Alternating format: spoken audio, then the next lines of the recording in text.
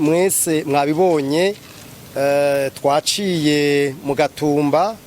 turaca ku kivuko ca Bujumbura mwabonye kandi ko twaciye ngaha hari amahoteli hatari hake amazu y'uburaro ibintu vyose mwabonye neza yuko aba amashure aba ibitaro aba amashengero naha turi hano hafi murabona yuko hari ishuri ryugaye amazu murabona ingene yatewe aha ntitwavuze kuri uruhande rwa Kinindo West nkuko bahita hamwe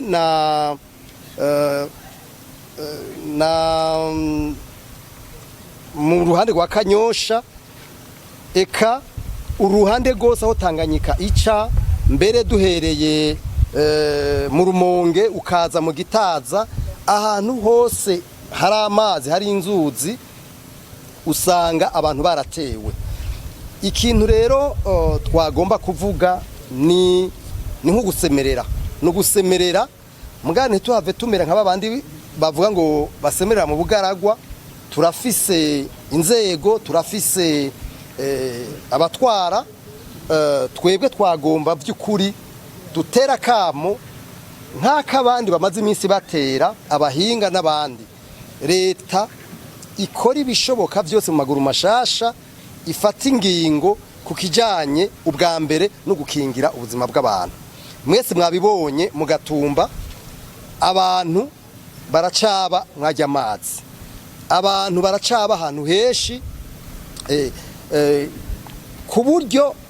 bashobora gutegwa n'indwara ivyo rero nivyo tubona yuko leta ikwiye kuva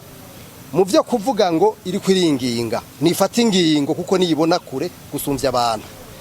murabona nivyo hano amashuri barimutse mugabo mwabonye yuko mu Gatumba hari abantu amashure abana baja kwiga mwabonye ngene hameze hajya hano ibi bintu rero twe tuvuga tuti leta ni kuri gishoboka mu maguru mashasha igira inama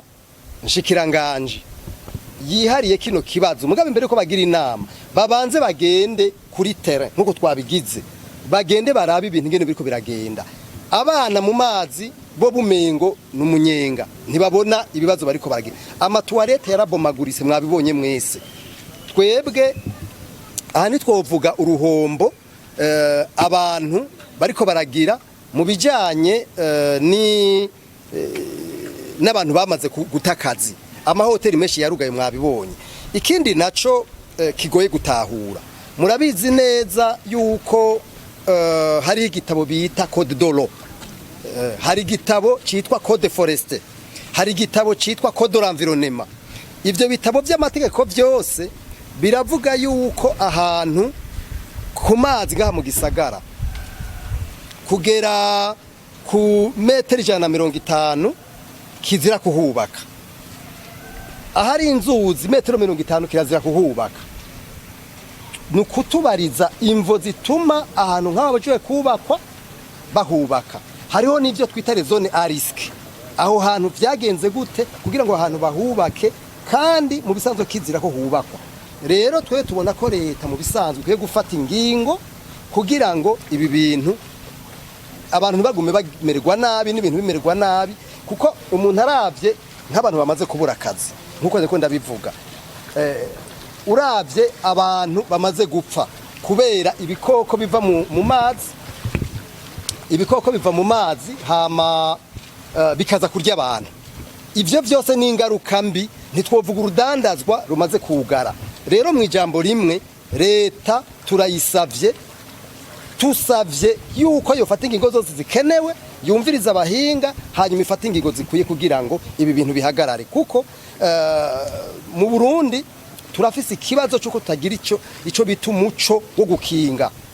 politique de prévention des risques ivyo bintu rero bikwiye kugirwa mu maguru mashasha kugira ngo leta ifate ingingo urabona abantu murabona ngaha mwenye abantu nibo bifatira ingingo bakazana umusenyi bakagira mugabo leta niyo igomba gufata ingingo mu maguru mashasha ntibitebe kuko bitevye murabizi neza yuko abahinga bavuga yuko amazi azoshika imvura izogumirwa kugera mu kwezi kwa gatanu. Ubu turi tariki 16 z'ukwezi kwa kane. None hariko hakogwa iki kugira ngo ibintu bikingigwe. Mu ncamake rero ico nico twovuga. Ivyo kandi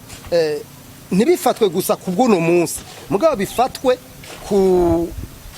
ico no kwita des mesures pérennes. Nico nibaza cyo kogwa murakoze.